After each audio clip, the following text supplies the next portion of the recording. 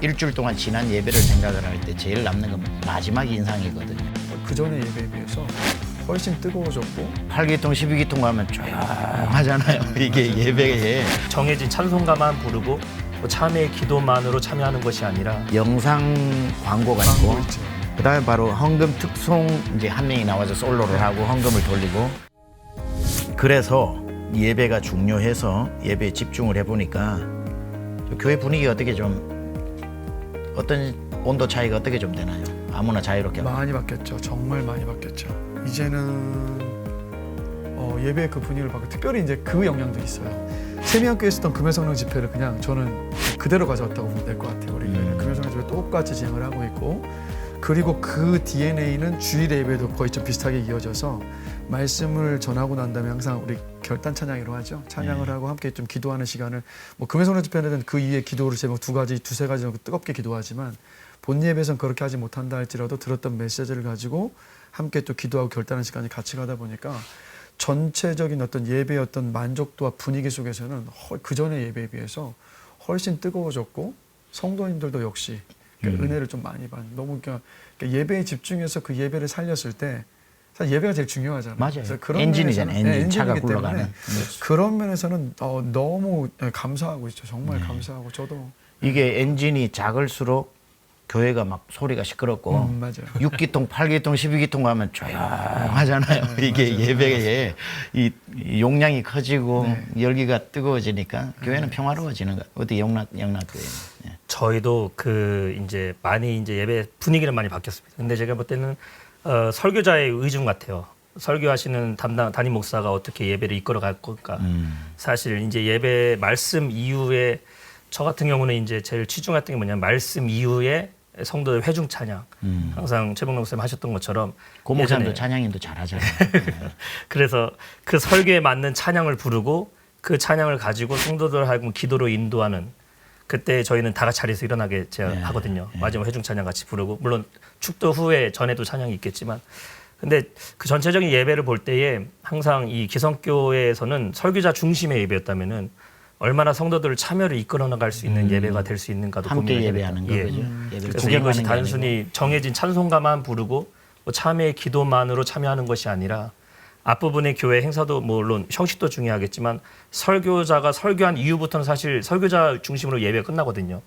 담임 목사님 설교하고 헌금 위한 기도하고 축도하고 근데 그 사이에 회중들로 하여금 인비테이션 사실 이게 약간 미국 교회 스타일이죠. 미국 교회는 직접적으로 강단에 나와서 기도받기도 하고 기도를 하기도 하지만 어떤 그 회중의 동요를 일으켜서 하는 예배를 드리고 나면은 성도들이 더 본인들이 예배에 참여했다라는 느낌.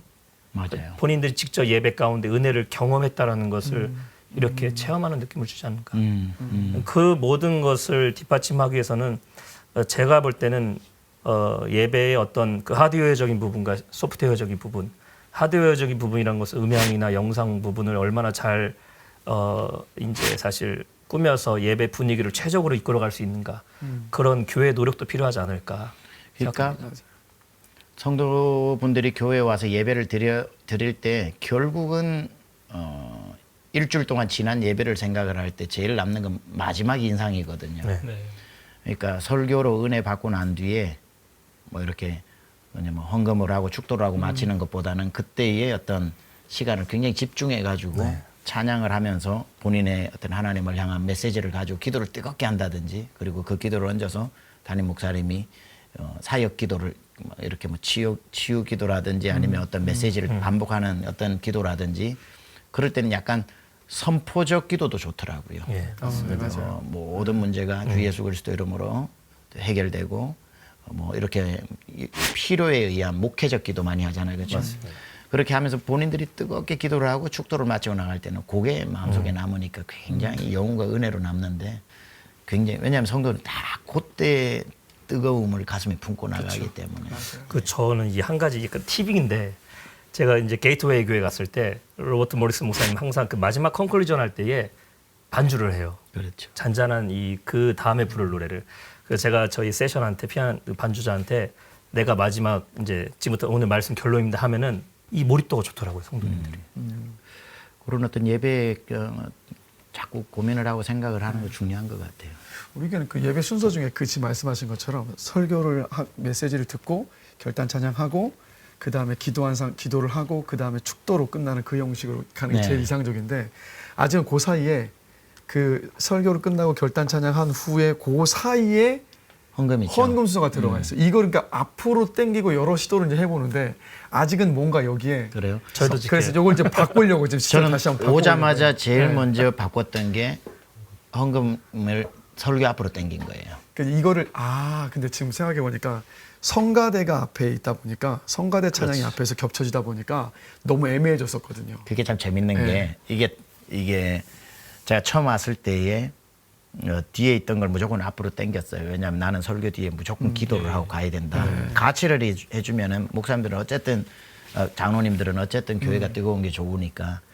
근데 설교를 듣고 난 뒤에 은혜 받아서 헌금하면 더 많이 나오지 않겠습니까? 라고 생각을 하는데 전혀 아닙니다. 성도들은 예배 나오기 전에 헌금 규모를 다 가지고 나오지 나와가지고 감동받고 더 하는 건 정말 마이너스 뭐 0.0001%의 차이는 있을 수 있겠지만 이미 성도님들은 하나님 앞에 헌금을 준비해서 오기 때문에 앞에 있든 뒤에 있든 그건 아무 상관없어요. 심지어 이번에 코로나가 와가지고 우리도 계속 바스켓을 돌리면서 했는데 100% 온라인과 그 다음에 이제 예배 들어올 때 함으로 바꿨거든요.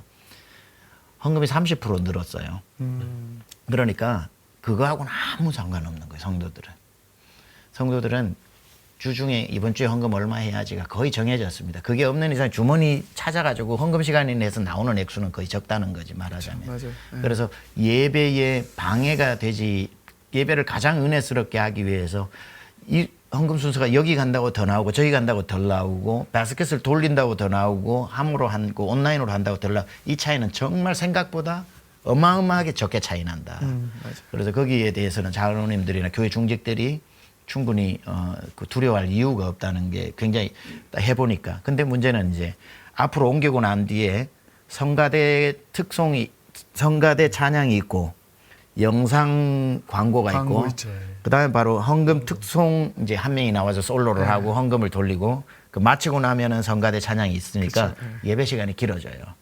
근데 그래서 내가 처음에 와서 제안했을 때 성가대 찬양할 때 헌금함 돌리면 어떻겠냐 그러니까 우려겠지만 성가대원들이 찬양하고 있는 동안에 배석해 돌아가는 걸 굉장히 그 기분 안 좋게 생각할 수 있습니다. 그 생각부터 바꿔야죠. 사실은 가장 영광스러운 헌금 하나님 앞에 오퍼링 하는 시간에 찬양의 오퍼링을 드린다는 건 굉장히 중요한 건데 그래서 마음의 준비가 안 됐으면 내가 이것까지 밀고 갈 필요가 없겠다.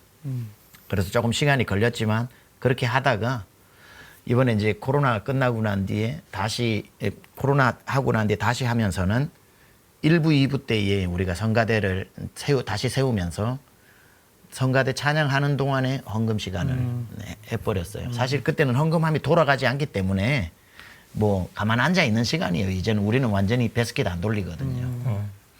그렇게 자연스럽게 이제 바뀌고 나니까 이건 무슨 얘기를 하냐면 다 다르고 그렇겠지만 제가 한 20년 경험을 해보니까 설교 뒤에는 무슨 순서가 있으면 안 돼. 네.